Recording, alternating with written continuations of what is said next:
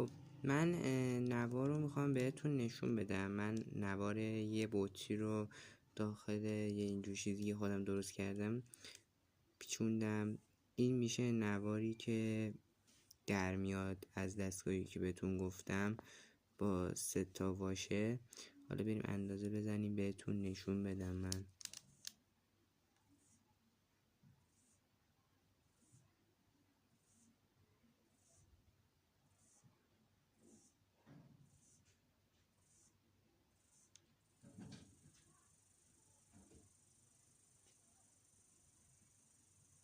تقریبا حدود 4 میله.